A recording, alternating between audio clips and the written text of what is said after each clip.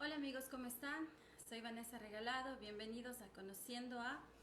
En esta tarde, en este día, tenemos una invitada muy especial. Si me pueden enviar un mensajito para confirmándome que la señal del audio y video está correcta, les agradecería un montón. Muchísimas gracias a las personas que están ya conectándose. Bueno, bienvenidos a todos. Les explico un poquito de qué va este espacio para que las personas que se están uniendo por primera vez puedan conocer un poco más del objetivo que tenemos a través de este espacio, que es conocer artistas de talla mundial y poder aprender un poco más de ellos, de su trayectoria, de su vida profesional, y de esta manera contribuir a la difusión del canto lírico y la ópera en nuestro país de Ecuador. Soy Vanessa Regalado, soprano ecuatoriana. Les saludo desde Guayaquil, Ecuador. Y como les decía, bueno, ustedes como ya saben, hoy tenemos una invitada de lujo, la maestra Isabel Rey, soprano española, valenciana. Y bueno, tenemos el lujo, como decía, de tenerla esta tarde aquí. Así que esperamos unos poquitos segundos para que más personas puedan conectarse. A las personas que están ya conectándose, no se olviden de ayudarnos a compartir este enlace para que muchas más personas se unan a esta transmisión del día de hoy.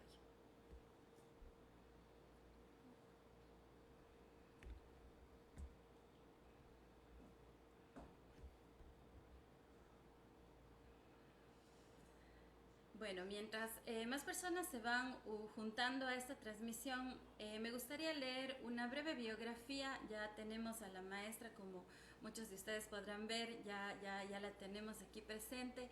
Y bueno, con su permiso, maestra, me gustaría mucho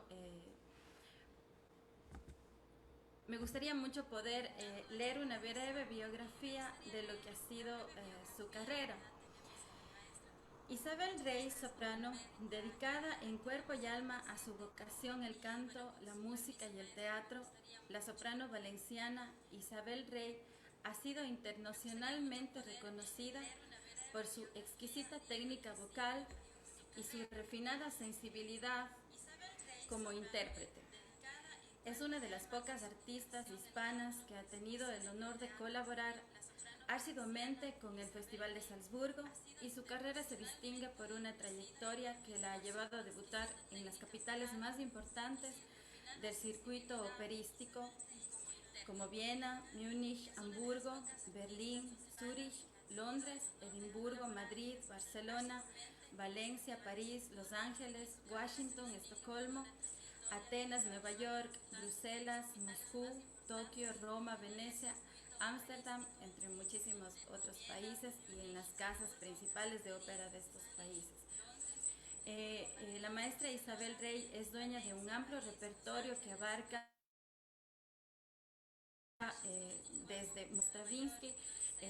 Es una soprano, una cantante camaleónica que ha interpretado en estas ya 3 décadas aproximadamente, o más de 70 roles de óperas, entre las cuales destaca Susana de las bodas de Fígaro, en la ópera Lucia de la Mermur, Così fan tutte, Alcina, también en lo que es opereta El murciélago, La flauta mágica, Rigoletto, El pescador de perlas, Carmen, Don Pascuales. Son innumerables realmente las óperas en las que la maestra ha tenido la oportunidad de participar, también junto a grandes cantantes de talla internacional, como son Plácido Domingo, Francisco Araiza, Roberto Alaña, Juan Diego Flores, José Carreras, Pior Chala, Cecilia Bartoli, Juan Pons, Leo Nucci, Carlos Álvarez, eh, San Canaro también, como decíamos, un sinnúmero de artistas con quienes ha compartido también la maestra esta gran trayectoria artística, que ha llevado a que sea una de las sopranos más destacadas de las últimas décadas en lo que es Europa y alrededor de todo el mundo. Como decíamos, ya la tenemos esta tarde aquí. Maestra, no sé si usted me escucha claramente. La oigo con unos chirridos de fondo un poco sospechosos, pero la oigo muy bien, gracias. Saludos desde Las Palmas de Gran Canaria, en España. Bienvenida, maestra. Muchísimas gracias Gracias. por ser parte de este espacio. Muchísimas gracias por apoyar este proyecto de lo que es la difusión de la ópera en un país en donde, como habíamos conversado, no hay una tradición muy fuerte de lo que es la ópera. Hay sí la buena voluntad y el esfuerzo de varias instituciones en diferentes ciudades del país, dirigidas por jóvenes también que hemos querido y soñamos con difundir este arte en nuestro país. Bienvenida, maestra, ya nos decía en dónde se encuentra. Cuéntame un poquito para iniciar. Sabemos que estamos pasando por un momento bastante complicado con lo de la pandemia. ¿De qué manera usted se ha visto afectada con esta situación? Bueno, tuve la fortuna de cantar la última vez a finales de febrero. O sea que justo antes de que se cerrara el mundo, tuve la oportunidad de estar en el escenario cantando. Y inmediatamente después las cosas empezaron a empeorar de una manera extraordinariamente rápida y estuve muchas semanas muy depresiva. No podía cantar, no podía dormir bien porque el contagio aumentaba y no parecían tomarse las normas necesarias para que se detuviera. Desde el momento, esto le sonará a mucha gente un poco absurdo, pero desde el momento que se prohibió el movimiento entre países y se cerraron fronteras y se confinó el mundo, a partir de ese momento yo empecé a tranquilizarme y a volver a dormir porque tenía la conciencia de que se estaban haciendo cosas para intentar parar la evolución de esos contagios.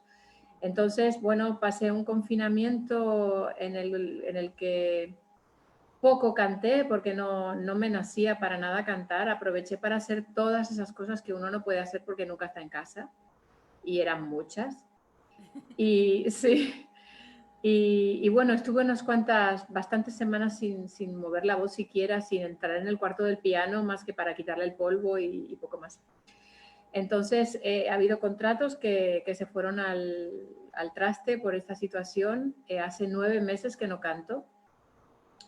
Y si Dios quiere, ahora la escalada del virus está otra vez volviendo a subir. Si Dios quiere, el 28 de noviembre tengo un recital en Guadix, en la provincia de Granada, un recital con música de Beethoven y Schubert y Schumann, que espero que se pueda realizar. Me estoy temiendo que van a volver a confinar o que los aforos para los teatros se reduzcan más todavía o incluso que los cierren. No sé, está muy en el aire mi participación en ese recital en este momento, pero bueno, me sigo preparando porque la ilusión de volver a cantar es más fuerte que nada. Bueno, pienso que ha sido una situación, como usted dice, que nos ha afectado a todos. Estuvimos también haciendo una maestría justamente en Barcelona y coincidimos con esta situación. También estuvimos sin poder regresar al país, pero bueno, son situaciones que esperamos, como usted dice, vayan calmándose por el bien de de todos los que hacemos arte, porque es verdad que nos ha afectado de una manera directa, muy directa a los Muy artistas. directa, sí, Sí. muy directa. Maestra, bueno, entrando un poquito más ya en lo que ha sido su trayectoria, han pasado ya 33 años, si no estoy mal, de su primer debut con su primera sonámbula de Bellini. Son muchos los años que han pasado, una gran carrera, un gran recorrido. ¿Usted nos puede contar un poco cuándo nace este primer deseo? Sabemos también que inicia desde muy pequeña en lo que es la música, el canto. Cuéntanos un poquito más de esta historia. ¿Cómo nace este encuentro con el canto lírico? A ver, yo era una niña muy cantarina, era de esas niñas que juegan cantando y tenía una voz muy aguda y pasaba las horas largas cantando. Entonces, mi madre, que había tenido una educación musical muy liviana, pero había tocado el piano y tenía conocimiento del solfeo, se dio cuenta de que tenía una voz y unas cualidades para usar esa voz que llamaban la atención ya siendo una niña de 3, 4 años. Entonces, ella tuvo muy claro que yo iba a ser cantante de ópera. Ella fue la culpa de todo es de ella, como casi todas las cosas que hacen las madres, ¿no? Por el bien de los hijos. Ella vio que me gustaba mucho cantar, ella se dio cuenta de que tenía talento, de que mi manera de cantar no era la manera de cantar normal de una niña, había un sentimiento y había una expresividad que no eran normales en una niña de mi edad. Y toda mi vida desde ese momento se encaminó a ese sueño de mi madre de tener una hija que fuera cantante de ópera. Eso quiere decir que yo nunca tomé esa decisión, la tomaron mis padres por mí. Yo crecí sabiendo que iba a ser cantante de ópera. Entonces, a lo largo de los años ha habido momentos en que ha sido muy extraño estar desarrollando una profesión que adoro, porque a mí me apasiona cantar, pero que no elegí yo. Casi todos mis compañeros tomaron esa decisión personalmente y fue un proceso madurado, meditado, o un encuentro con la ópera que los despierta y dicen, les hace decir, yo quiero hacer esto.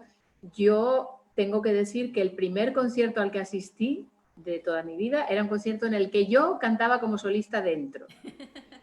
Mi primera clase de canto fue con 14 años. Yo jamás había visto una ópera, no sabía lo que era una ópera, no sabía qué implicaba ser cantante de ópera, no tenía ni idea de en qué me estaba metiendo, ni yo, ni mis padres, por supuesto, porque músicos en la familia no había. Entonces, la verdad es que es una manera de entrar en contacto con el mundo de la ópera muy, muy poco común.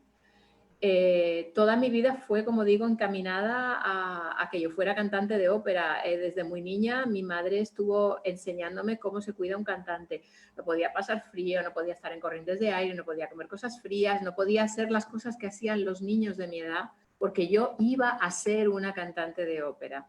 Eso me condicionó de una manera extraordinaria porque yo tuve una infancia muy estricta y muy limitada en lo social, porque mis padres no querían que yo perdiera de vista por nada del mundo el objetivo de ser cantante de ópera. Wow, o sea, definitivamente, bueno, nada es coincidencia, dicen, pero yo me imagino que no se arrepiente o tal vez, no sé, alguna vez ha pensado en que tal vez hubiese querido ser alguna otra cosa. No. Tuve mis flirteos con otras disciplinas. Tuve una época de muy niña en la que quise ser arqueóloga, pero luego encontré un profesor en primero del instituto, un profesor de ciencias naturales que fue tan agrio y tan nefasto que me mató esa ilusión radicalmente. Tuve también un sueño de ser actriz, pero claro, en aquellos años las películas bonitas eran todas, venían todas de Norteamérica. Y yo crecí de alguna manera pensando que para ser actriz había que ser norteamericana. Por lo que fuera, yo no consideraba que las películas españolas que se ponían en televisión no me llamaban tanto la atención como aquellas películas de Hollywood con aquellos vestidos y aquellos actores tan guapos y con aquellas historias tan alucinantes. Entonces yo misma me quité de la cabeza el sueño de ser actriz, porque para ser actriz había que ser norteamericana. Entonces, esas cosas de la infancia, ¿no? Pero la verdad es que nunca he querido ser otra cosa. Mi madre hizo un trabajo muy, muy intenso desde muy niña y siempre tuve muy claro que aquello era lo mío y nunca me he arrepentido, además de haber escogido por fin esa vía. Cuando ya aprendí qué era la ópera y cuáles son los pros y los contras de esta vida, nunca me he arrepentido de haber tomado este camino. Qué bien, porque bueno, es como usted decía, una decisión también difícil. La vida de un músico, de un artista es bastante sacrificada y cuando el público, cuando vemos nosotros su trayectoria, su éxito como artista de talla internacional, nos preguntamos cuáles son los sacrificios y las decisiones que se debe tomar el día a día, tanto en lo profesional como en lo personal, para llevar una carrera de esta magnitud. Mira, lo iba a decir antes cuando hablábamos del confinamiento. La vida de un cantante que quiere tener una carrera grande es vivir confinado. A mí el confinamiento no me pesó en ningún momento porque yo ya vivo confinada desde hace décadas. El cantante de ópera que quiere que su voz dure y esté fresca durante 30, 35 años, necesita tener una higiene de vida muy importante. Yo nunca he sido un cantante que al terminar los ensayos se ha ido al bar a tomarse unas cervezas con los colegas hasta la hora de cenar, porque después de estar 6, 7 horas cantando, estar hablando, forzando la voz en un local de ese tipo, en la época en la que todavía se fumaba, además dentro de esos locales, lo que hacía era que cansaba la voz más que otra cosa. Entonces yo siempre he sido una soprano que terminando el ensayo se iba a su casa y terminando la función se iba a su casa. A veces había cenas que proponían los teatros y se iba a esas cenas porque también el contacto social con el director del teatro, con las personalidades relacionadas con la casa que te contrata, es parte de nuestro trabajo y muchas veces es una parte muy placentera porque haces grandes amistades y conoces personas interesantísimas. Pero la realidad es que cuando ya has hecho tu ensayo general y tienes un solo día de descanso después de haber estado a lo mejor 4 o 5 semanas cantando todos los días intensamente, mi obligación era quedarme en casa. Entonces, los grandes sacrificios que se hacen en esta carrera son sobre todo a nivel personal, porque has de encerrarte en casa, te pierdes muchos acontecimientos ya no sociales, sino familiares, bodas de hermanos, bautizos, aniversarios de bodas de oro, de plata y entierros. Te pierdes muchísimas cosas de la vida. Pierdes el contacto con tus amigos de toda tu época estudiantil y tus amigos son los colegas que te encuentras a lo mejor este año y no vuelves a ver hasta dentro de 7. Entonces es una vida que te convierte un poco en un ser asocial, porque tu arte es como ¿cómo decir? Como un deportista con su disciplina, o sea, Sí. que tiene sus... Sí, además somos atletas del canto. El cantante de ópera tiene que tener una mentalidad de atleta. Todos esos ensayos son los entrenamientos y la función es el momento de la carrera. Entonces tú te preparas para estar al 100% el día en el que el público paga una entrada para venir a verte. Es una responsabilidad hacia el público, hacia quien te emplea, quien te da el trabajo y sobre todo hacia la música que vas a interpretar. Es una relación, eso lo aprendí yo de Montserrat Caballé, ese respeto que es la regla número 1, el respeto a la música que vas a interpretar, al autor que ha escrito con toda su alma una partitura para que tú la respetes dando lo mejor de ti mismo en tu arte canoro. Y eso solo puedes hacerlo si eres respetuoso contigo mismo y con tu instrumento. Es fundamental. Claro, bueno, una disciplina como comentábamos. Maestra, el momento en el que usted ya se encuentra con la ópera, ya escucha la ópera por primera vez, yo me imagino que usted escuchaba cantantes igual, súper famosos, y usted a lo mejor decía, yo quisiera ser como tal cantante. ¿Quiénes han sido esos referentes o las personas que le han animado, le han motivado a seguir en esta carrera que, como usted mismo nos explica, es una carrera bastante sacrificada, de mucha soledad, muy solitaria? Sí, sí. Pero siempre existen estos referentes que nos ayudan para seguirnos impulsando, para no tirar la toalla, como decimos por acá.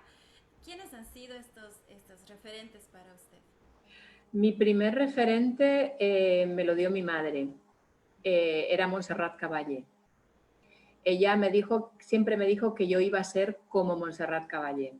Me regalaron un disco cuando yo era muy niña y yo crecí escuchando esa voz. Aprendí a hacer mis pianos escuchando a Montserrat Caballé. Evidentemente nunca logré llegar a la maestría que tenía ella con el piano porque ella era única y tenía un don maravilloso que le pertenecía exclusivamente a ella, pero sí aprendí mucho de ella y ha sido el espejo en el que me he mirado durante toda mi carrera. Después es cierto que otras voces entraron a mi habitación, digamos. Una de ellas fue Sutherland, Joan Sutherland, Edita Gruberova, por supuesto, que para mí debería seguir siendo el referente de todas las sopranos de la cuerda soprano ligera, porque es la cantante que tiene una técnica más depurada y una expresividad más cristalina asociada a esa técnica tan depurada.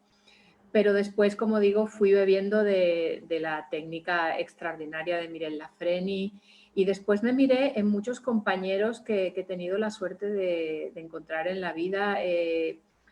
Cada vez que encontraba un colega que tenía ese canto insultantemente fácil y hermoso y bien colocado, yo lo miraba con lupa para intentar extraer algo más, algún conocimiento fuera del que ya yo pudiera tener. Me he mirado con lupa la manera de cantar de Carlos Álvarez, de José Carreras, porque tenía una mordiente a la hora de expresar, él mordía las palabras.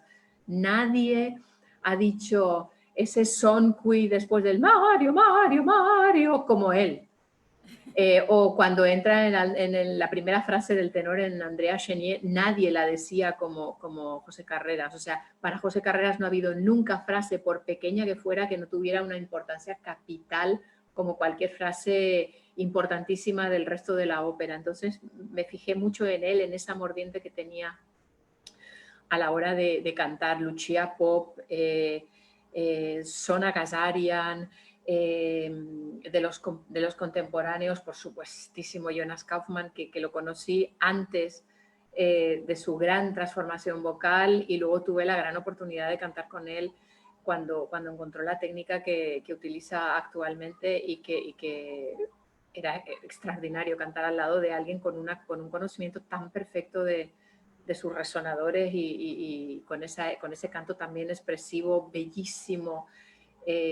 Han sido muchísimos. Juan Pons también, he cantado mucho con él, y para mí era extraordinario como ese hombre podía cantar horas y horas y horas y siempre tenía la voz fresca, y me he mirado tanto en hombres como en mujeres, porque de cada artista se puede extraer, y me dejo muchísimos en el tintero porque he sido muy de fijarme mucho en mis colegas. Sí, bueno, yo me imagino que toda esa convivencia que existe detrás del escenario, lo que muchas veces el público no podemos ver. Bueno, en mi caso soy también soprano, y hay muchas anécdotas que pasan. Yo me imagino que usted a lo largo de toda esta carrera viviría miles de anécdotas. ¿Cómo es la convivencia con los otros artistas? ¿Es los ensayos? ¿Es tan perfecto como se ve ya el momento en el que se abre el telón, y para el público que observamos las óperas es todo tan perfecto como nosotros podemos verlo desde el palco, desde el público? Hombre, la verdad es que no. La verdad es que no. Yo siempre lo he dicho, cada vez que tú llegabas a un teatro en tu primer día de ensayos, es como el primer día en un colegio nuevo. No sabes quién es quién. Hay uno muy guapo o una muy guapa que parecen muy simpáticos y que luego pueden o no serlo. Hay gente muy generosa, hay gente muy cariñosa, hay gente muy sincera, y hay gente que no lo es. Es como la vida. El teatro es un espejo de la vida. Hay cosas que son fáciles y que fluyen y que no tienen mayor problema. Y luego hay otras ocasiones en que sí hay mucha rivalidad, o alguna de las personas que están en el exterior del arco de los cantantes no tiene una energía completamente limpia. Puede ser un asistente de dirección, puede ser el propio director de orquesta, puede ser quien sea, puede ser un atrezista, puede ser que no tiene un aura completamente limpia y que hace que se enrarezca el ambiente de los ensayos. A veces es muy difícil. Yo he pasado por periodos de ensayos donde he tenido que subsistir a base de tranquilizantes, porque la relación con un cantante determinado era tan agresiva por su parte que no me dejaba dormir. literalmente el bullying, sufrir acoso y bullying en el mundo de la ópera es absolutamente posible y real. Pero tengo que decir que es un porcentaje, en mi experiencia, ha sido un porcentaje pequeño, un 0,7 si quieres, en comparación con las oportunidades que he tenido de entrar en grupos de trabajo maravillosos, en grupos de trabajo blancos, donde todo el mundo ha tenido una camaradería y una vivencia espectacular. Recuerdo con pasión un Così fan tutte que hicimos en la Ópera de Ámsterdam en el año 97, donde estábamos Raúl Jiménez, Patricia Schumann, Mónica Bacelli, Roberto Scaltriti, me dejo a alguien, Carlos Chausson, que fueron nada menos que 5 semanas ensayando Così fan tutte. Todos habíamos hecho ya Così fan tutte. Fue agotador porque repetíamos cosas que ya salían y que no necesitaban repetición. Pero bueno, nos sirvió para en los fines de semana reunirnos cada vez en la casa de uno y organizar una cena allí donde hablábamos de los ensayos que habíamos hecho. Muchas veces grabábamos en vídeo en los ensayos y los poníamos en esas cenas y nos burlábamos los unos de los otros y nos criticábamos y sacábamos punta a todo lo que habíamos hecho y lo pasábamos genial. Para mí es uno de los periodos de ensayo más maravilloso que he tenido en mi carrera, aquel año de Così fan tutte en Ámsterdam. Qué hermoso. Bueno, como decía, miles de experiencias que esos recuerdos que usted debe tener, pudiéramos hablar un montón de horas de todas esas anécdotas. Hay un momento bastante especial. Usted hablaba de que Montserrat Caballé siempre fue un referente bastante grande en su trayectoria, en su carrera. Y bueno, hay un momento especial en el que usted asiste a una masterclass con Montserrat Caballé y yo escuchaba en una entrevista que decía, yo esperaba que ella me corrija mucho.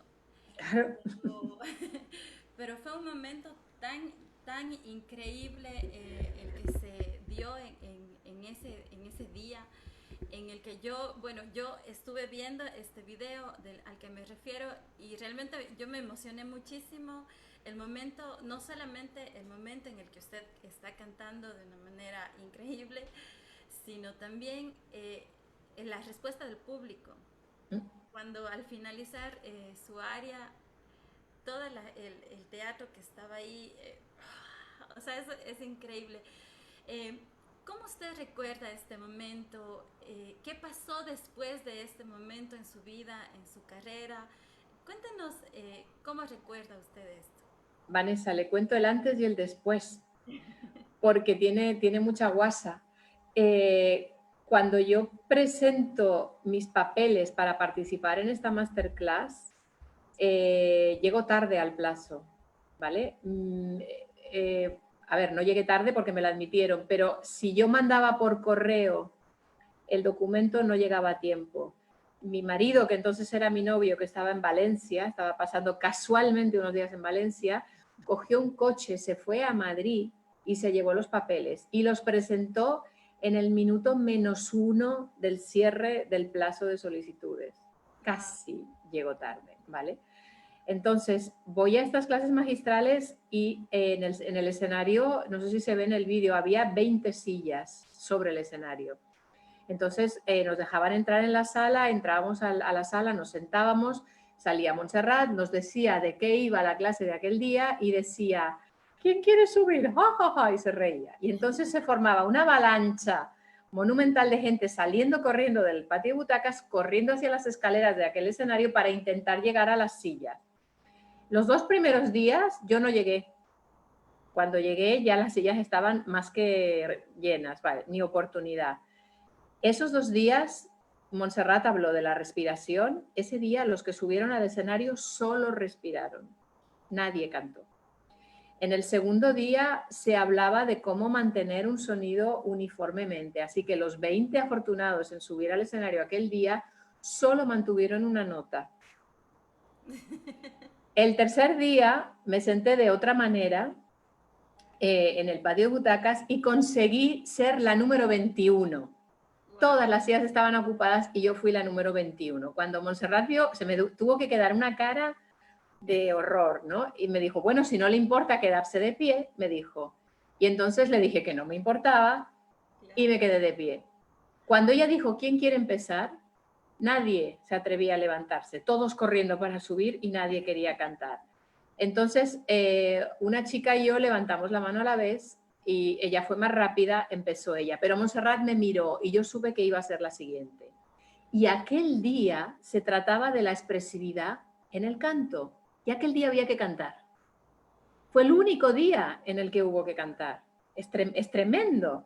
Claro. Entonces cantó aquella muchacha que ya no recuerdo quién era, tendría que volver a ver el vídeo de toda la sesión, y después salí yo. En efecto, Montserrat me llamó directamente. Y entonces, como se ve en el vídeo, me preguntó cuántos años llevaba cantando, me miró el cuello, que va a cantar, tal. Entonces empecé a cantar. Y yo me di cuenta de que Montserrat se iba, primero con el micrófono en la mano, estaba cerca mirándome y luego se iba y se sentaba al lado del pianista. Yo no le di importancia pero claro, me di cuenta de que no me interrumpía. Y ahí de lo que se trataba era que yo sabía que había mil cosas que interrumpir y mil cosas que corregir. Cuando terminó de cantar y se produce aquella reacción alucinante de todo el público del auditorio, Montserrat Caballé se acercó y dijo aquella frase alucinante de los que cantamos más o menos bien. Nos rendimos ante lo magnífico y usted es magnífica. ¿Cómo te quedas cuando una cantante de ese calibre, un ídolo de esa magnitud, te dice una cosa como aquella? O sea, yo lo recuerdo como en una nebulosa y se acabó mi participación, ni me corrigió, ni me dijo, me fui otra vez contra la pared a quedarme de pie, y entonces alguien me cedió el asiento. Y lo que se produjo en aquel momento es algo que no olvidaré jamás, porque Montserrat se me quedó mirando a los ojos. La mirada de Montserrat Caballé era extraordinaria, tenía unos ojos, no solo eran grandes, sino que eran tremendamente expresivos, y me estuvo mirando durante lo que a mí me pareció una auténtica eternidad. Me miró y luego dijo, tengo que hacer una pausa. Normalmente la pausa la hacía como 2 o 3 cantantes más tarde, hubiera tardado más en hacer la pausa, pero ella no pudo seguir, estaba muy emocionada. Entonces lo que se le ve. Lo que pasó entonces fue que me llamaron al camerino de Montserrat Caballé y allí estaba ella con su marido Bernabé y Montserrat no pudo hablar, me habló solo Bernabé. Me dijo que se habían quedado muy impresionados por la manera en la que había cantado y eso lo recuerdo con mucha vaguedad. Me hablaron de que Montserrat en algún momento tendría que retirarse y que yo iba a ser la que iba a coger el relevo de ese modo de cantar, no el puesto de la Caballé, que yo iba a hacer el relevo de ese modo de cantar. Yo aprendí a cantar aquel A non credea mirarti escuchando el disco que tenía de Montserrat Caballé. Montserrat Caballé tuvo que ver en mi canto su propio fraseo, lo tuvo que ver, porque me ha pasado después a mí cuando oigo alumnas en masterclass que cantan el A non credea y oigo mi propio fraseo, que es el fraseo de Montserrat Caballé. Entonces, yo recuerdo que salí de allí en una nube. Lo siguiente que pasó fue que me presentaron al hermano de Montserrat Caballé, que era gente en aquel momento, era la gente de Montserrat, era la gente de Raquel Pierotti, de José Carreras, de Juan Pons, de todos los impresionantes de aquella época. Y audicioné para él y me propuso representarme y así fue como empecé. Increíble. Bueno, esas experiencias creo que yo quise mencionar este momento porque fue algo que a mí también me llenó mucho, de muchísima emoción, y me imagino toda esa emoción que usted debió haber sentido, como dice, de una gran maestra como fue Montserrat Caballé.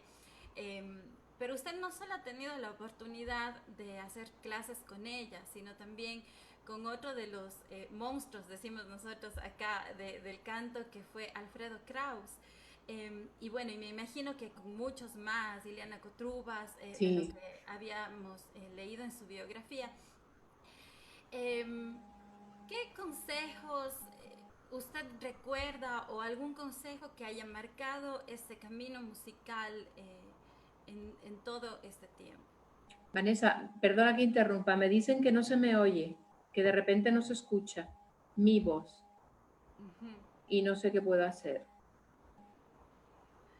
Eh, Configuración de audio.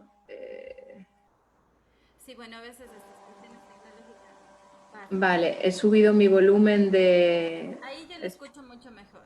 Ah, vale, voy a ver si...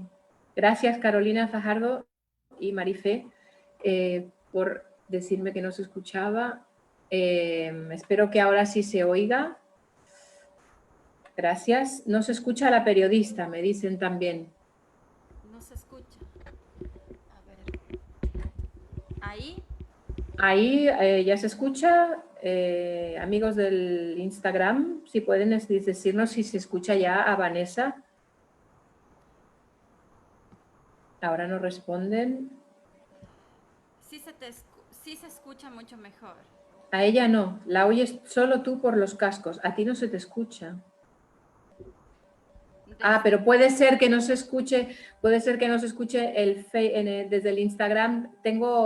Estoy pirateando la señal y la estoy poniendo en Instagram. Entonces puede ser sí, que no se oiga porque lo estoy retransmitiendo de esta manera. Ah, claro, no se la oye porque yo tengo puestos los auriculares, por eso no se la oye. Vamos a intentar esto. ok, ok, ok.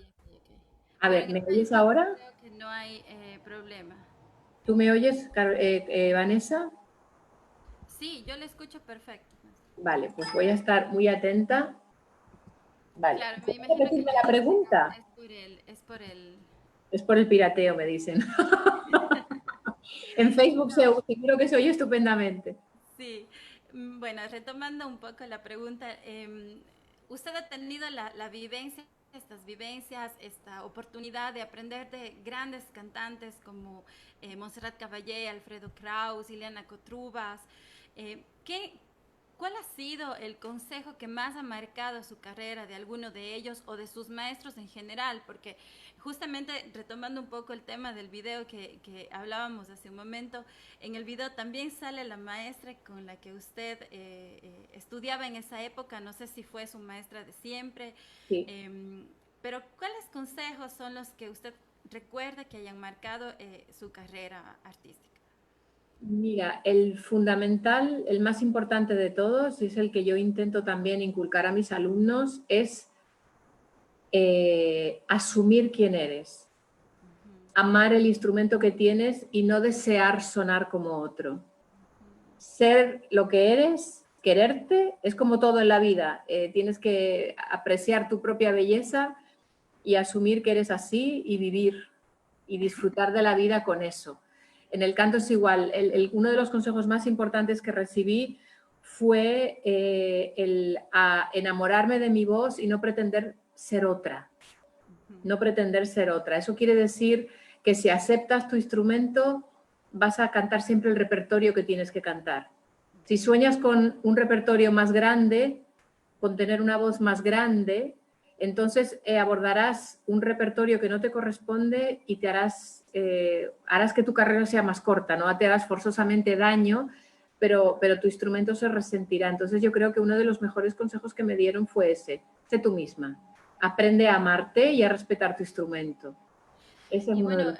este tema del repertorio creo que es uno de los más complicados en los cantantes y en los cantantes jóvenes, que a veces de la emoción queremos cantar todo lo que escuchamos a los grandes cantantes y bueno, como usted dice, realmente es peligroso. Usted inicia, hablando del repertorio que usted abarcó, usted inicia como una soprano ligera, con roles muy de los más importantes de este FAG, Mozart, Rossini, Donizetti, bueno, todos estos compositores, pero va la voz evolucionando, va la voz cambiando y ahora usted abarca también repertorio de lo que es Verdi, Puccini. ¿Cómo ha sido esta evolución de su voz y cómo fue todo este tratamiento, todo este proceso de su repertorio, de su cambio de repertorio? Bueno, yo tuve siempre desde niña una voz muy fina, muy cristalina. Fui una soprano ligera que siempre llegué hasta fa sostenido sobre agudo, menos cuando quise cantar Reina de la Noche. Cuando yo quise cantar Reina de la Noche, el fa se esfumó. Porque la Reina de la Noche no es para una soprano ligera, es para una soprano dramática de coloratura. Si una soprano ligera quiere cantar una Reina de la Noche, tiene que llevarla a su terreno y no puede cantar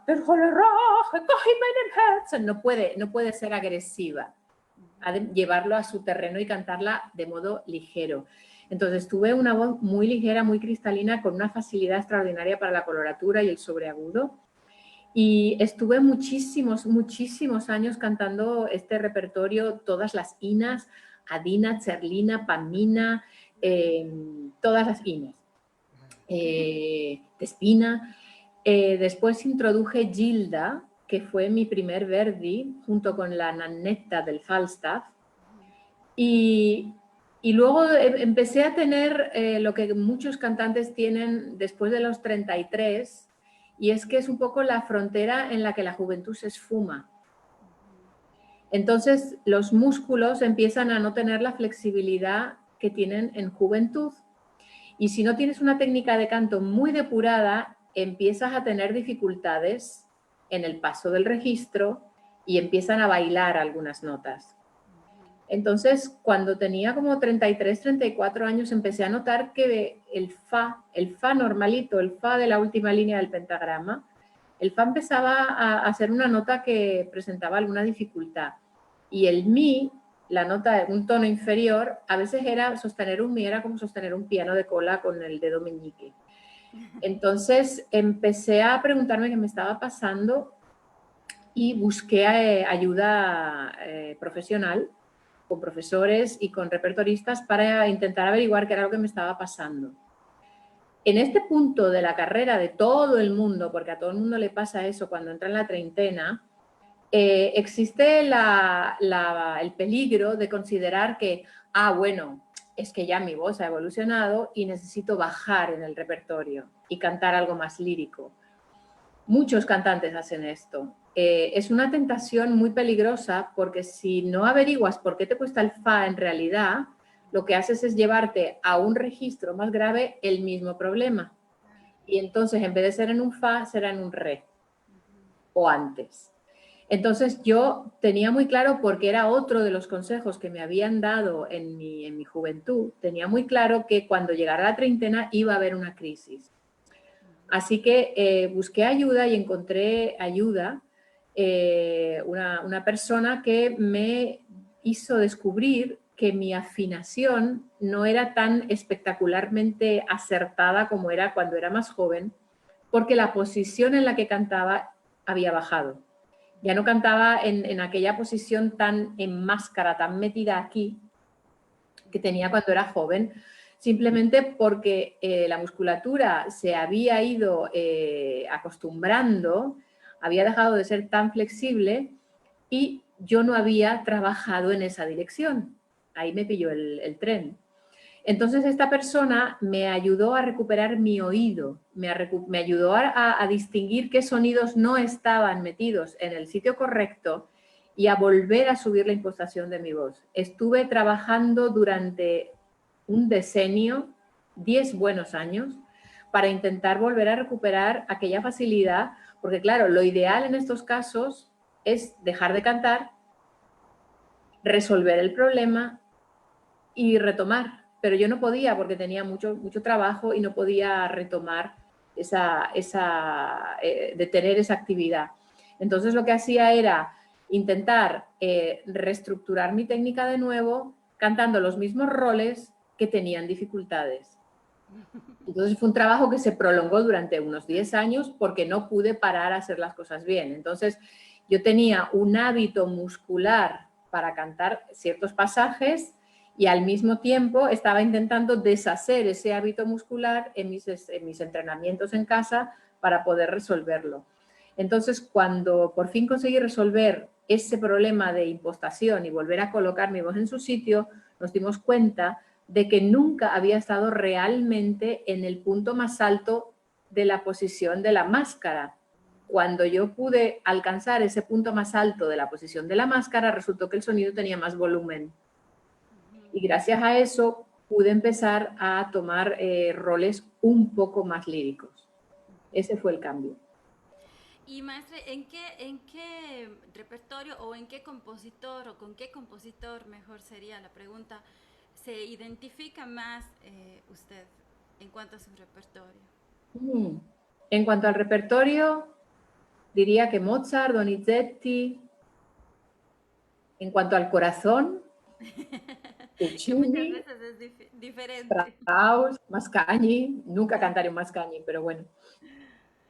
Qué bueno. Bueno, son compositores apasionantes también, también esos. Maestra, saliendo un poquito del tema del canto, hemos visto también en sus redes sociales que comparten mucho otras facetas distintas a lo que es el canto. Sí. Justamente en el post promocional de esta charla, de esta conversación, vimos a una Isabel Rey con un cello. Sí. Cuéntanos un poco de esta faceta. El cello también he visto que le gusta mucho la costura, se hace Sí, sus propios trajes. sí. A ver, ¿Cómo le hacen estas aficiones? tengo una mente artística, una vena artística muy grande, muy inquieta, me gusta mucho pintar, también he estado jugando con las acuarelas una temporada, pero luego tuve el recuerdo, porque lo había olvidado, tuve el recuerdo, tuve una lesión en un brazo y asistí durante muchas semanas a una fisioterapeuta que tenía una música de fondo en su consulta, que eran todas las grandes melodías archiconocidas de la música clásica y la música pop tocadas por un chelista.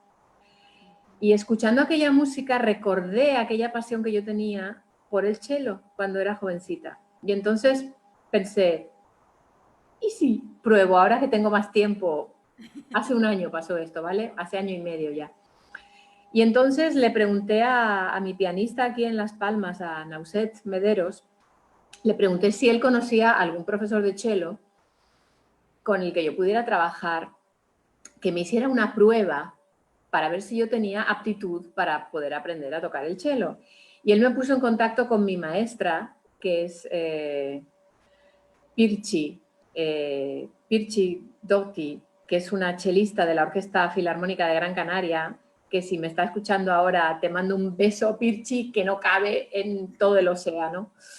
Ella está ahora pasando un momento personal muy, muy intenso. Le mando todo mi cariño desde aquí. Nauset me puso en contacto con Pirchi. Yo le dije a Pirchi que tocar el cello era mi sueño.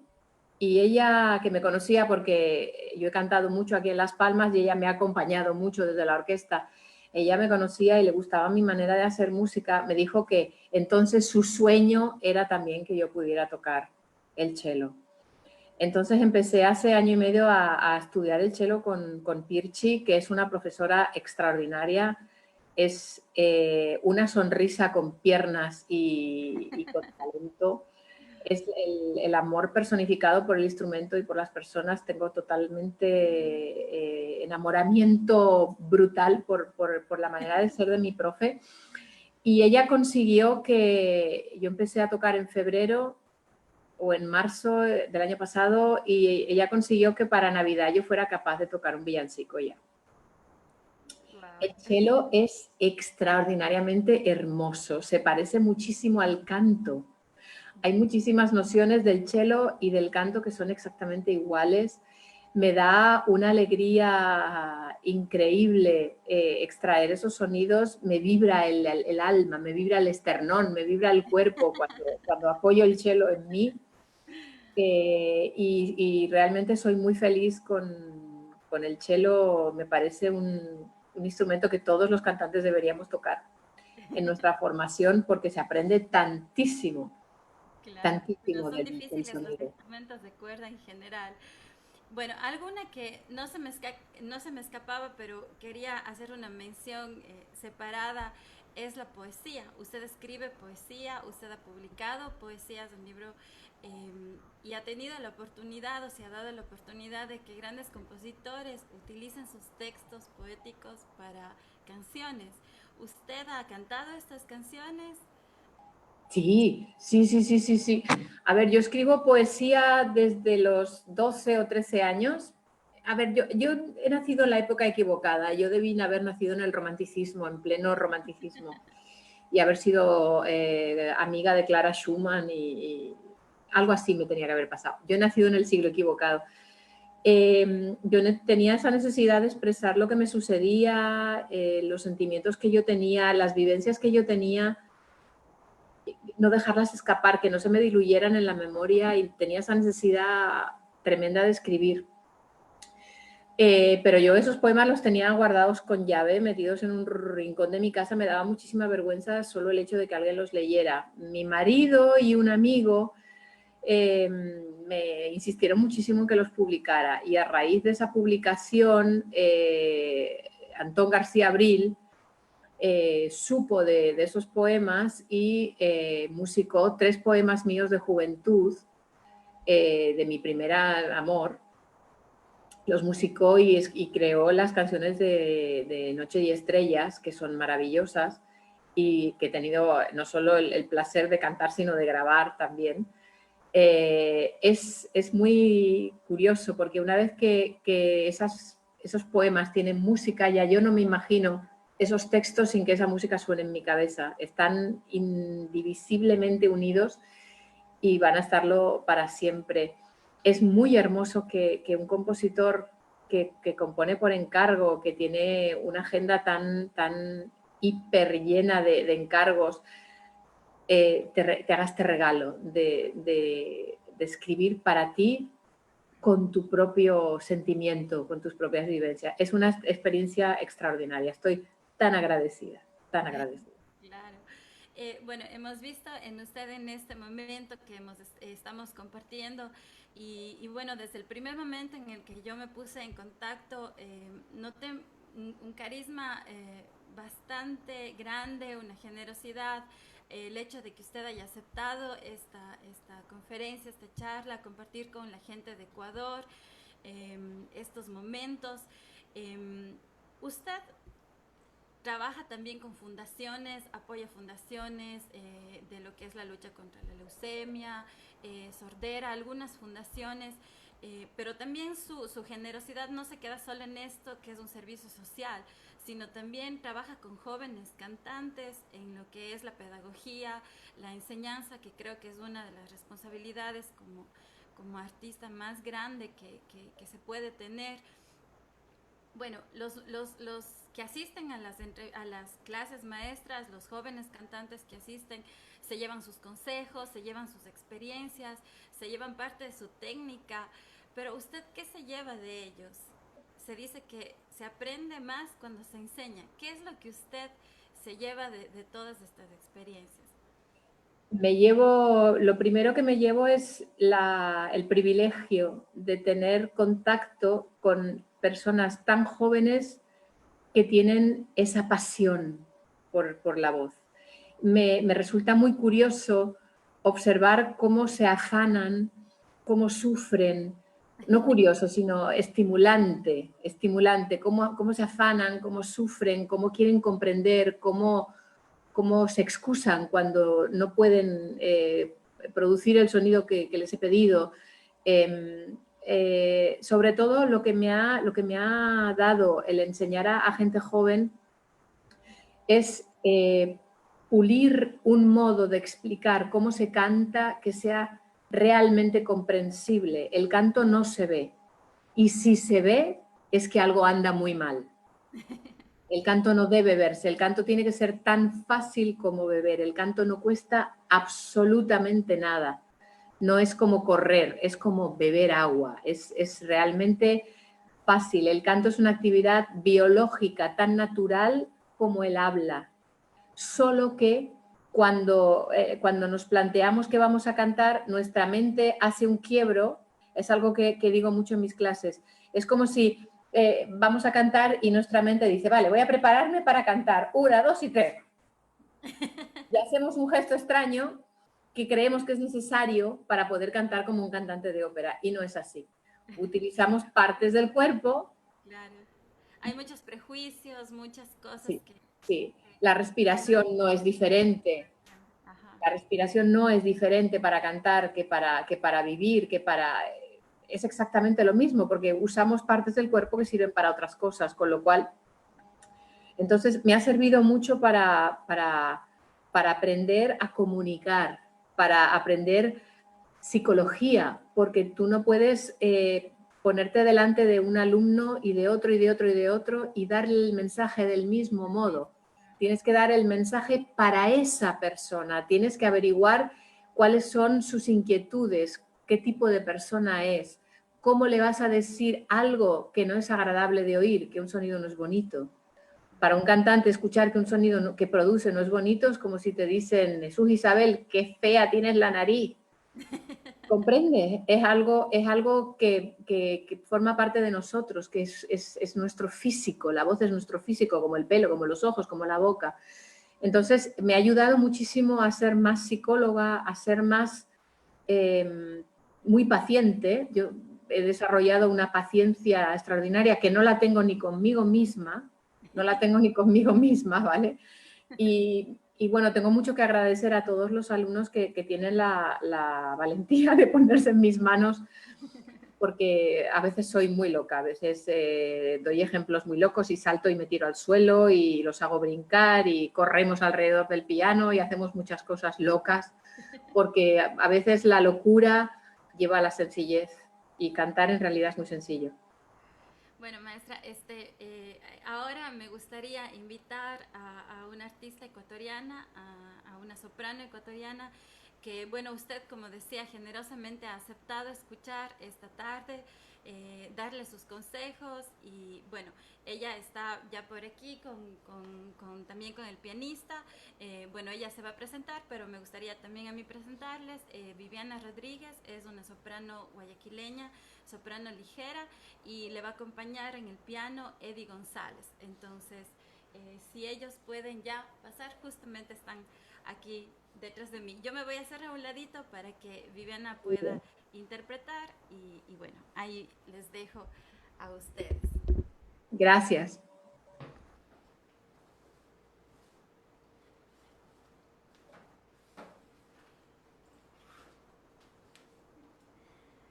Hola. Hola maestra, mi nombre es Viviana Rodríguez. Voy a interpretar de la ópera Rigoletto de Verdi. Acércate que casi no te oigo. ¿Rigoletto vas a cantar? De la ópera Rigoletto de Verdi, Caro Nome. Muy bien. ¿Qué edad tienes? ¿Cuántos años tienes? Perdón. Tengo 37 años. Muy bien. No se te notan. Estás bellísima. Gracias. Felicidades. Gracias. Vamos allá. Tranquilamente, como si estuvieras en casa. Muy bien, muchas gracias. De nada, a ti.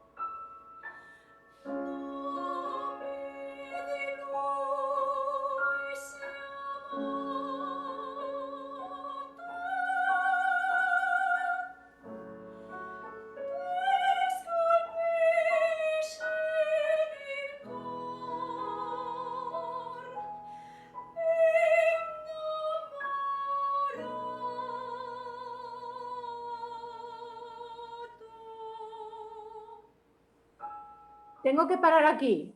Voy a parar aquí porque este tempo que han elegido no te conviene en absoluto y no es correcto tampoco. Esto es exactamente el doble de velocidad. Es como un suspiro. Gualtier Maldè, nome di lui sia amato, ti scolpisci nel cuore innamorato. Es mucho es como un recitativo, es mucho menos largo y será mucho más fácil de cantar. ¿Ok? Vamos a hacerlo al doble de tiempo. Perdón. Tan, tin, tan, pum, pa, pa, pim, pam, pim, pam, pim, pam, pim.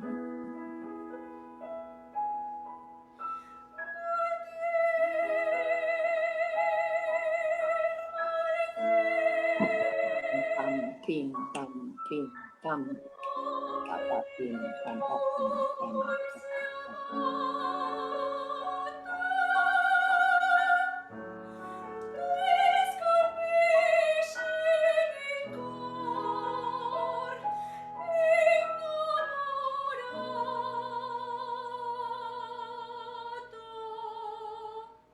Muy bien, seguimos. Pam, pam, pam. Es demasiado lento. Pam, pam. Pi, pa, pam, pa, pam, pa, pam.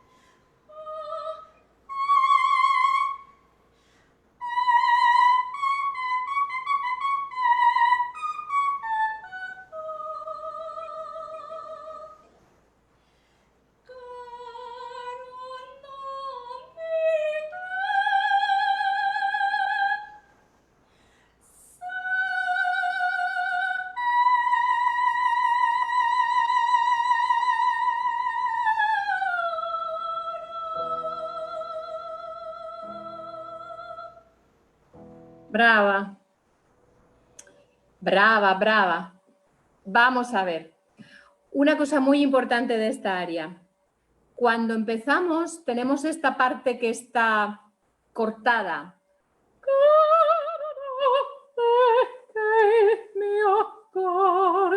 Es un legato interrumpido con silencios.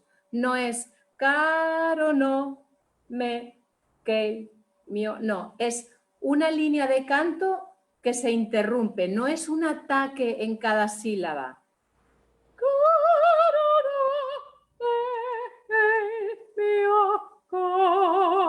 Prueba a cantarlo así, ¿vale? Que no sea ca,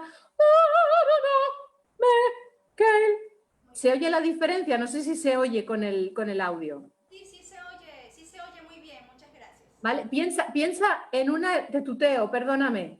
Piensa en una línea muy, muy larga. Tarari, ta, ta, ta, ta. Prueba a ver.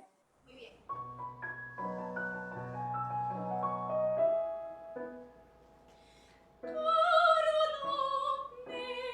No, se corta, se corta.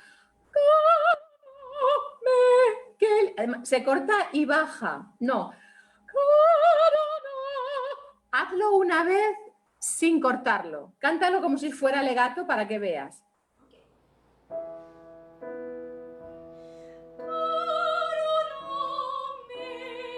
¿Ves? Se corta ahí también. Se corta ahí también. Se corta.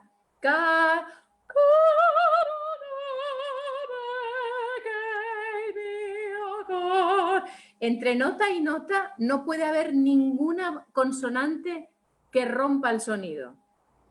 Es difícil lo que te pido, pero a ver, vamos a intentar.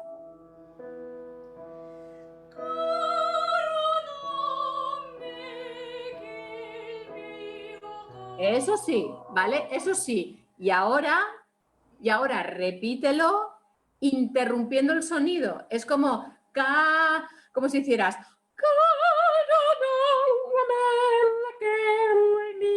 simplemente dejas de cantar, pero no vuelves a atacar el sonido. A ver.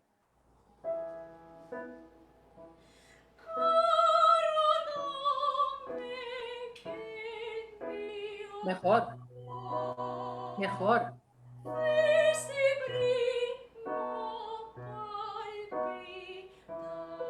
Mucho mejor.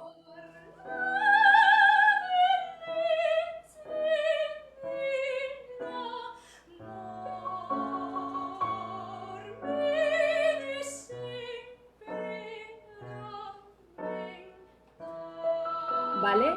Mucho mejor. Tiene que ser así. Tiene que ser así porque aunque hay silencios en medio de la frase, es ese clásico legato de Verdi. Aunque haya silencios, tiene que seguir siendo legato. ¿Vale? Muy importante. Otra cosa. Noto una diferencia grande entre tu sonido cuando haces la coloratura y tu sonido desde que bajas desde el la central hacia abajo, ¿vale? El do, si, la. Tienes una impostación muy buena cuando vas a la coloratura, porque si no, no la podrías hacer, y después no prestas la misma atención, que no lo haces a propósito, es una manera de hablar, ¿vale? No prestas la misma atención cuando la melodía desciende. Entonces la voz, la impostación de la voz va a parar a otro lugar y no tiene el brillo que tiene el agudo. ¿Entiendes? Entonces si hacemos, por ejemplo, a te sempre volerà, haces esa frase, a te sempre volerà, y quiero que esa bajada brille toda igual que brilla el agudo. Tiene que estar en el mismo sitio.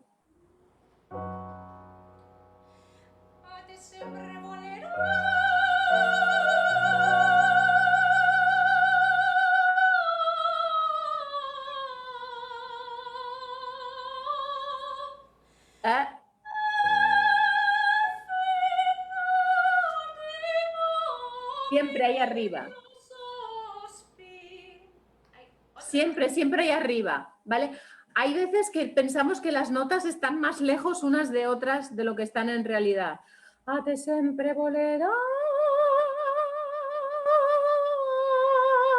Ese tono, no sé ahora si es un tono o un semitono, está mucho más cerca de lo que crees. Si haces una distancia muy grande, baja la impostación y el sonido no es igual de bueno. Y haces sonidos muy buenos cuando estás en plena coloratura. Entonces, identifica en qué lugar estás cantando cuando estás en la coloratura.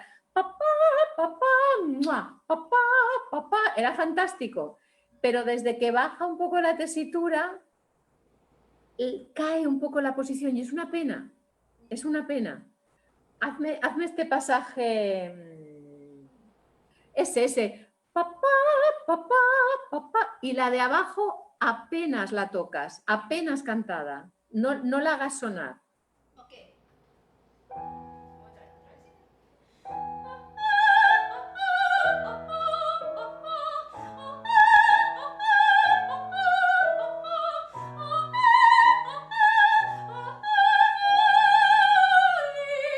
Ojo, ojo, ojo, ojo, ojo. Espera. Ate, ajá, ate. Perfecto. Y de repente, volera. Eso suena en otro sitio. Tiene que sonar donde estaban sonando los agudos. ¿Vale? Hazlo una vez más. ¿No te importa? No, gracias, mami.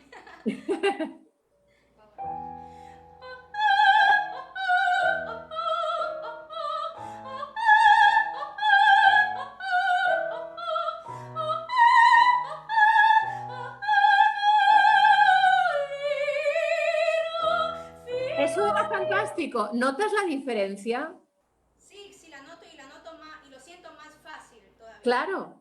O sea, la única manera de que esta área sea fácil de cantar todo el tiempo es no irse de aquí. Si tú tienes toda esa coloratura fácil aquí, el resto de la voz tiene que estar ahí. Todo lo que no sea coloratura tiene que estar ahí, porque es el sitio más fácil. Estás en los resonadores altos y la voz tiene brillo y es preciosa. Desde que dejas de estar ahí, el sonido ya no tiene ese brillo que tiene la zona súper aguda de la voz, ¿vale? Es muy importante, ¿vale? Porque estás no sé si estabas escuchando la conversación, estás en los 30 ahí, ya no eres joven muscularmente, tienes que suplir lo que antes hacías por naturaleza física, lo has de suplir con la técnica, sabiendo cómo se hace, ¿vale? Es muy importante. Así es, sí, de hecho sí. ¿Alguna cosa que me quieras preguntar? No, precisamente eso tenía justamente ese conflicto conmigo misma. Yo estaba escuchando la conversación y justamente ya estoy cerca de los 40, de hecho, y sí necesito pues una guía para poder acomodar mi voz porque ya no soy joven y no tiene la misma... A ver, la voz es la misma, ¿vale? Los que no son los mismos son los músculos. Sí, eso, sí. Entonces hay que reeducarlos, hay que volverles a explicar cómo se hace, porque con la facilidad, cuando tenemos el canto fácil, no nos preocupamos realmente de cómo se hace. Por eso a mí me gusta tanto enseñar a la gente joven, para inculcarles desde que empiezan, que hay que saber muy bien cómo se hace desde el principio, para que el paso del tiempo no nos afecte, ¿vale? Entonces, una clave fundamental, nosotros cantamos solo de aquí para arriba, solo, el canto se produce aquí, la mandíbula y la garganta están para sujetar esta parte de la cabeza, básicamente. El órgano de cantar está aquí, pero eso es todo el trabajo que tiene que ver con la garganta. El resto sucede de aquí para arriba. Es como si estuviéramos cantando en un bostezo permanente, ¿vale? Yo no sé si en Ecuador, en el español de Ecuador, se utiliza, si existen, hay personas, Mari, que hablan así, ¿vale? Y viene esa manera de hablar como muy de gangosa, ¿sabes? Como que tiene el paladar muy levantado y hablan así, ¿vale? Que parecen tontas, digamos. esa manera de hablar que acabo de utilizar yo es la manera en la que debemos de cantar, con ese velo del paladar levantado todo el tiempo para que el sonido pueda vibrar hacia arriba, hacia los resonadores. Una manera muy fácil para ti es desde el agudo controlar que todas las que bajan están en el mismo sitio del agudo. Vocalizos que descienden. Sol, fa, mi, re, do. Sol, fa, mi, re, do. La, sol, fa, mi, re. Teniendo mucho cuidado de que las notas graves no tienen que sonar más. Un grave nunca puede sonar con la misma intensidad que un agudo, porque somos sopranos ligeras. Correcto. Todo lo que intentes que hagas para que el grave suene se traduce en una bajada de la posición y en dificultad a la larga. Sí. ¿De acuerdo? ¿Algún pasaje que quieras mirar en concreto? Sí, tal vez para probar probar y tratar de que no se me baje el brillo, como me estaba enseñando, o la colocación en algún pasaje, tal vez en la parte baja, antes siempre bolero, tal vez esa parte. No sé. Sí, ¿vale? Sí, ok. Vamos a probar.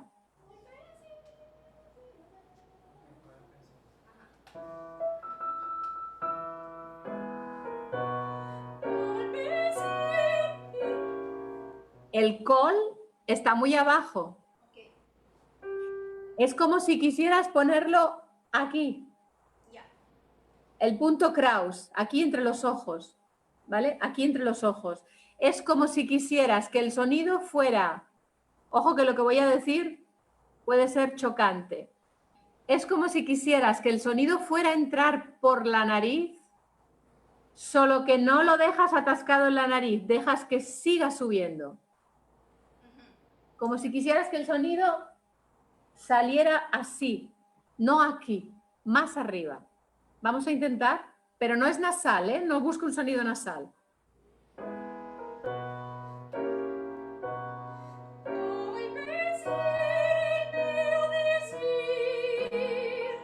¿Cómo era eso de fácil? ¿Cómo era eso de fácil? Era fácil. Mucho más fácil. Mucho más fácil, más sencillo. Claro, todo lo que sea bajar de esa línea no nos conviene. No nos conviene, nos lleva a sitios que no nos interesan. Hazlo otra vez y continúa. Brava, brava.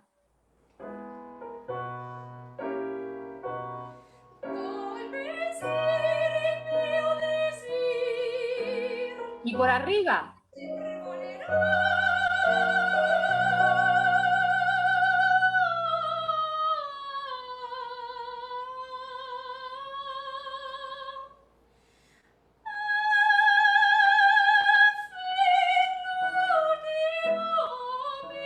Brava. Vale, vale. Ojo ahí. Brava, brava. Muy bien. Es el último mío suspir. No, no, no.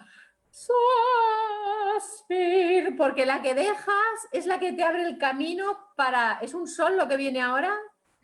Claro. Un la, peor todavía. ¿Vale? Ojo, ojo con las bajadas, porque luego las que siguen tienen que estar en el mismo sitio. Muy bien. ¿Vale? Ya. Te sempre volerò.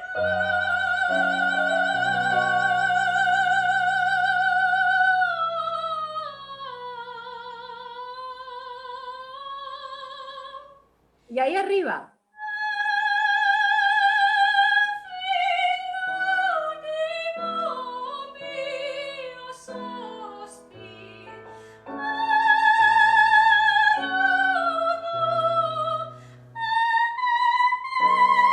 Vale, y aquí. Brava, ¿ves que es más fácil? Es mucho más fácil. Y aquí se pícara. Caro no me... Más rápido. Si no es durísima. Esta aria la cantas después del dúo con el padre y después del dúo con el tenor. Te aseguro que estás al límite. Esta aria se canta siempre al límite, porque hace mucho rato que estás cantando. Se pícara. Caro nome, córrelo.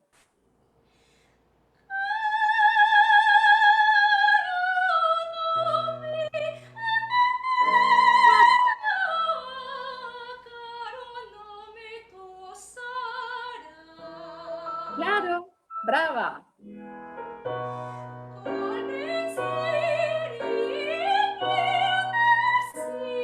Vale, y ahora, brava por el te, es precioso.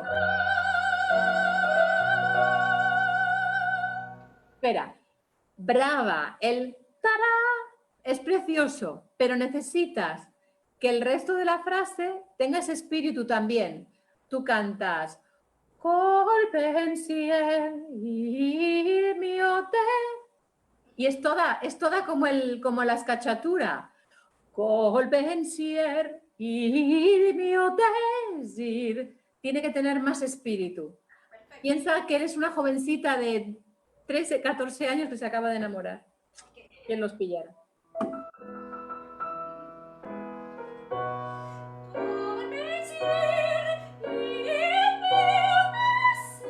Eso sí.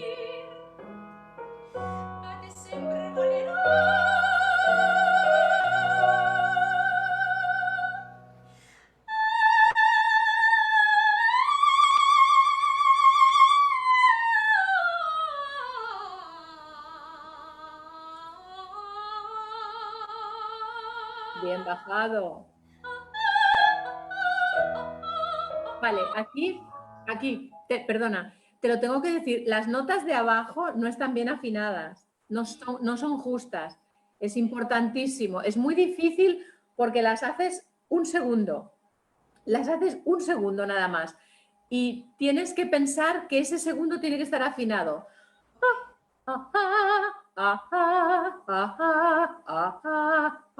Es difícil, pero es importantísimo, ¿vale? Ahora suenan afinadas aproximadas, pero no son de afinación justa, ¿vale? Y aquí, papá, papá, sin darles importancia, sobre todo las graves, afinadas, pero que no tengan peso. A ver, otra.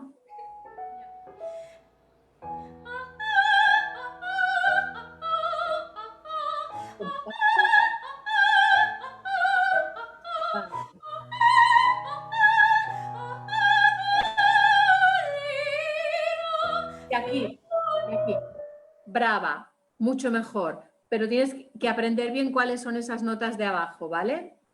A te voy, haces vole.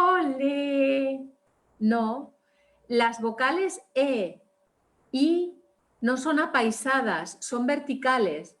Vole, ya.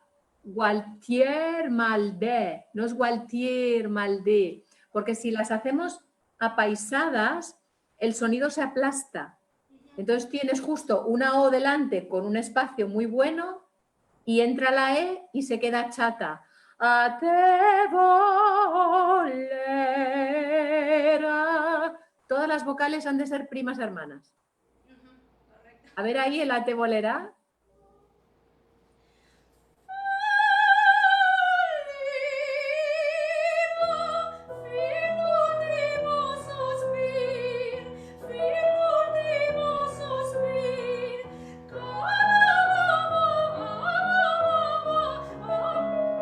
Y esto está demasiado ligado. Tía, tía, tía, tía, cada dos. ¿Cómo está escrito? Cada dos. Okay. ¿Vale? No son todas legato, legato, legato. A ver. Ay, perdón.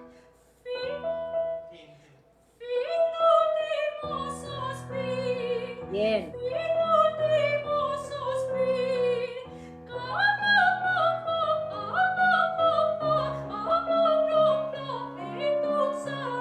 Vale, pero cuando entra la letra ya no.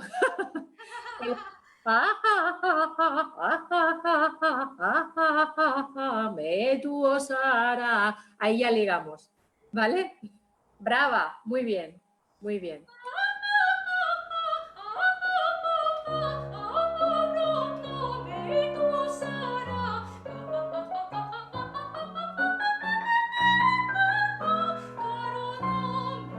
Brava.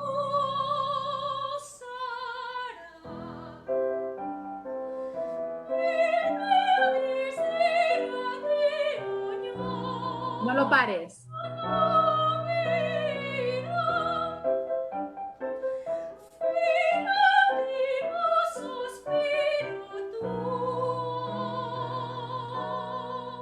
Vale, dos cosas, dos cosas. Tu pianista, perdóname, no me acuerdo de tu nombre. Eddie. ¿Cómo? Eddie. Eddie. Eddie te da un tempo fantástico. Pa, pa, pipa, pa, pa, pipa, pa, pa, pipa, pa, pa, pa. Síguelo. Okay. Hazle caso. No tires para atrás porque no tiene trascendencia. Estas dos frases lo que pueden hacer es cansarte para la cadencia. Ta ta ti ti ta ta ta ti ta ta ra volera. Corta. Ta ta ti ta ta ta ta ta fil último sospiro tuo. Corta. Vale. No tiene sentido mantener esa nota última tanto rato cuando te espera lo que te espera. Correcto. Para, deja que tu diafragma se relaje, o como digo yo, deja caer la barriga al suelo, relájate bien antes de volver a respirar para hacer lo que viene. ¿Vale? El último, ¿vale?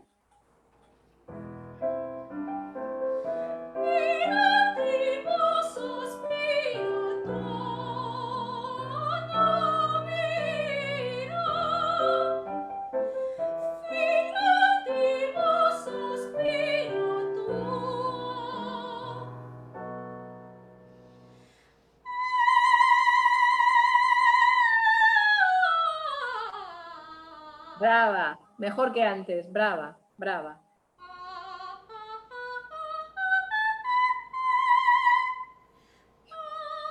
Espera, ¿por qué la subes tan despacio? No, a ver, no. No te digo que la hagas más rápido, porque a lo mejor lo has practicado más rápido y no estás cómoda. No, yo respeto. Solo quiero saber por qué subes tan despacio. ¿Por qué es más cómodo subir despacio? Bueno, en realidad no se me hizo cómodo.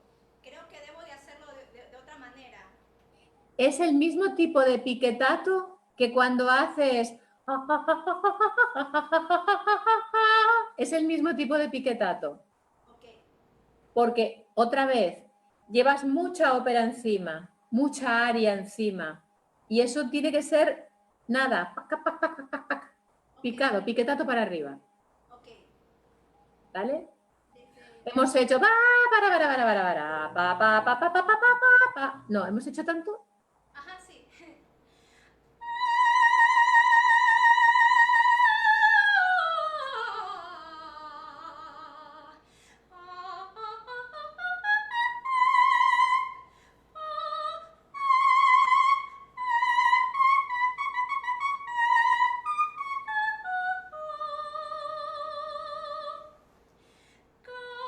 Ah, no, no, porque me haces, fíjate, es el mejor pasaje de todos. Ta, ta, ta, ta, ta, ta, ta. La distancia entre el ta, ta, ta, ta es perfecta, ni mucha ni poca. Hay distancias iguales de medio tono, de tono, durante el aria que en tu voz son mucho más anchas, más grandes que estas del ta, ta, ta, ta, ta, ta, ta. Esas son perfectas. Pa, pa, pa, pa, pa. Y tienes que coger el K que viene ahora en el mismo sitio que la sensación que tenías cuando estabas ta, ta, ta, ta, ta, ta, ta. El mismo sitio. No puede ser un sonido grande ni puede tener peso. Tiene que ser etéreo, cristalino y alto. Venga, tú puedes.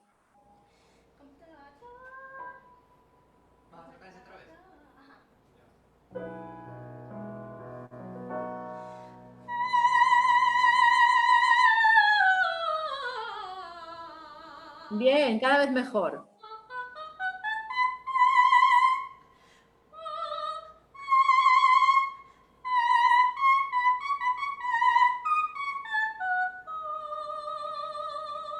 Mismo sitio, mismo sitio.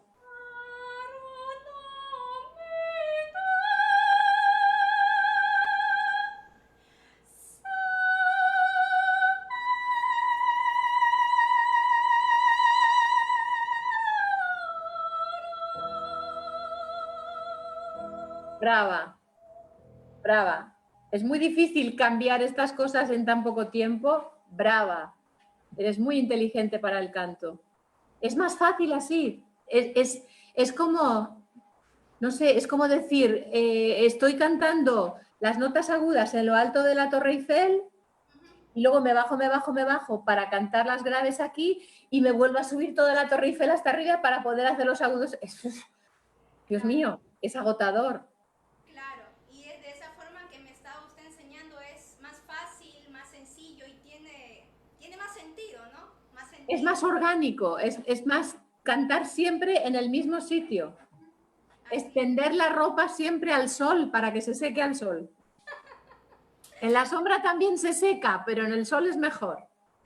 Así es. Vale. Brava, muchas gracias. Muchas gracias. De nada. Gracias. Chao. Hola, maestra. Hola. Muchísimas gracias por este tiempo, por permitirnos aprender un poco más de todo lo que usted ha construido a lo largo de todos estos años. Cada uno de sus consejos son súper valiosos para nosotros como cantantes. Bueno, agradezco también a Viviana, a Eddie que han participado y bueno, a usted también. Para ir un poco concluyendo, porque bueno, el tiempo sabemos que le hemos robado ya muchísimo tiempo a usted también. Maestra, dos últimas preguntas. Si es que usted pudiera cambiar algo en todo este tiempo que ha pasado, ¿cambiaría algo? Y otra pregunta, ¿qué nuevas metas o qué sueños están todavía por cumplirse? Cambiaría algo, cambiaría...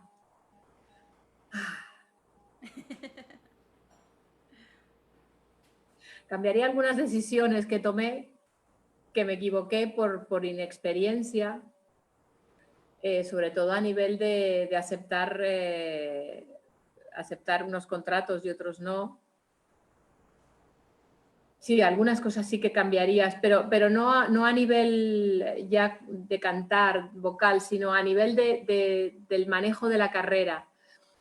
Cuando empezamos en esto sabemos muy poco de cómo funciona, lo vamos aprendiendo sobre la marcha y como yo quiero pensar que como yo he tenido poca facilidad a la hora de comunicarme con ¿cómo decirlo? No sé cómo expresarlo. Lo que cambiaría sería haber estado mucho más presente en la toma de decisiones con la sabiduría que tengo ahora, que no tenía en aquel momento, haber sido un poco más reflexiva en tomar ciertas decisiones, de elegir unos sitios y otros no. Quizá no habría estado tantos años en Zúrich, que fue una época muy larga de mi vida, que fue enriquecedora y a la que estoy súper agradecida, pero quizá ahora pienso que el haberme quedado tanto tiempo en un teatro fija impidió que pudiera cantar en muchos otros teatros por una cuestión puramente de tiempo. Quizá eso sí lo cambiaría, haber enfocado esa parte de la carrera de otro modo, pero por mi manera de ser me sentía muy cómoda teniendo una base fija, volviendo a mi propia casa cada noche después de la función. Eso me daba una seguridad y una tranquilidad extraordinarias. Y por otro lado, la calidad del trabajo que yo desarrollaba era extraordinaria porque trabajaba con número uno en directores de orquesta, en directores de escena y en compañeros de escenario. Entonces, realmente me valió la pena el tipo de carrera que elegí hacer. ¿Y cosas que me quedan por hacer? Sí, seguir cantando. que consigamos aprender a vivir con este virus y aprender a vivir con este virus quiere decir seguir las normas y dejar de resistirse, aceptar que tenemos que vivir con mascarilla, que llevar una mascarilla es mucho más fácil que tener que coger un fusil para irse a la guerra, a defender a tu país. Aprender a vivir con el virus y a llevar la mascarilla quiere decir que se acabó lo que entendíamos como libertad personal. Ya la libertad personal como la que conocíamos ahora se acabó. Porque si yo decido no ponerme la mascarilla y hablar cara a cara contigo, estoy afectándote a ti, a tu hermano, a tu padre, al amigo, al hijo, a una cantidad de gente. Ya nada de lo que hacemos a mascarilla quitada nos libera de contaminar o de invocar la muerte, realmente la muerte a otras personas. Hasta que no sean capaces de decirnos si al contagiarte del virus vas a ser un asintomático o vas a ser alguien que va a poner a morirse en una UCI, tenemos que tener conciencia de los demás, de verdad. La libertad personal se acabó. Y cuanto antes lo asumamos, antes aprenderemos a convivir con el virus. Y cuanto antes aprendamos a convivir con el virus, hará menos falta confinar y cerrar y poner límites y obligar a la gente a hacer cosas que no quiere hacer. Es tan fácil como eso. La mascarilla está directamente ligada a que la gente tenga trabajo y pueda seguir viviendo una vida con cierta normalidad. Quitarse la mascarilla quiere decir restricciones, enfermos, gobiernos que tienen que limitar las libertades de las personas para poder proteger a la globalidad de un país. Creo que ese es mi sueño. Creo que es lo que más directamente se ve afectado, el arte, la cultura, los teatros. Sí. El arte, la cultura y muchas otras cosas, porque yo conozco personas que no han podido volver a trabajar porque son camareros en un hotel o trabajan aquí en las Islas Canarias, que es un sitio muy turístico. Hay muchísimos hoteles cerrados. Todas esas familias que trabajan ahí, que viven de su trabajo, están en su casa porque hay un grupo de gente en la sociedad que ha decidido que con ellos no va. Mientras no llevemos la mascarilla y cumplamos con las normas básicas que nos dicen los gobiernos, que nos dicen no solo los gobiernos, sino los científicos y los médicos y la gente que entiende de esto, mientras no sigamos esas normas, habrá gente que no puede comer porque no puede trabajar. Así es. Es tan simple como eso. Sí, bueno, esperemos que toda esta situación vaya calmándose, vaya pasando. Como usted dice, que todos vayamos tomando conciencia, también como artistas, para que nuestra profesión no se vea tan afectada y podamos volver a los escenarios. Bueno, nosotros desde acá, desde Ecuador, le deseamos muchísima suerte en los proyectos futuros. Gracias. Estamos muy agradecidos por este tiempo valiosísimo para nosotros, para poder conocer un poco más lo que hay detrás del artista. Muchas veces no se puede conocer, pero estos espacios nos han permitido tener un acercamiento con ustedes, que son estrellas que nosotros vemos desde lejos muchas veces y que nos están dando esta posibilidad de no solo de conocerles personalmente a través de esta pantalla, sino también poder escuchar esos consejos que son tan valiosos. Maestra, desde la Fundación Musarte, desde mi persona, le agradecemos profundamente y bueno, no sé si usted quiera decirnos unas últimas palabras antes de que nos podamos despedir. Quisiera también agradecer a todas las personas que nos han acompañado en esta tarde, en estas casi 2 horas de compartir esta linda entrevista y bueno, no sé si usted tenga algún mensaje final. Yo quería agradecerles el haber pensado en mí. He pasado un rato fantástico. Me ha encantado poder escuchar a esta cantante y poder quizá ayudarla a que siga siendo muy feliz cantando y no le cueste nada, nada, nada. Y quisiera sobre todo animarlos a que sigan con esta labor tan extraordinaria de divulgación, ha sido un espacio amable, interesante. Creo que hemos hablado de muchas cosas muy importantes para cualquier persona que tenga curiosidad por este mundo. Estoy aquí para lo que necesiten. Si puedo volver a ayudar, estaré encantada de colaborar y desearles mucha suerte, mucha salud y que sigan adelante, que hace falta gente como ustedes. Muchas gracias, maestra. Le tomaremos la palabra y pronto le estaremos molestando nuevamente. Vale. Bueno, un abrazo fuerte para usted, para todas las personas que nos han acompañado, para los artistas que estuvieron esta tarde. Esto ha sido... Esta es merengue. Un gatito. Mi gatita que quiere comer. Última toma. Bueno, esto ha sido Conociendo a la soprano Isabel Rey. Muchísimas gracias a todos por conectarse y por seguirnos en este día. Un abrazo, maestra. Muchísimas gracias. Gracias, igualmente. Hasta pronto. Hasta pronto, gracias.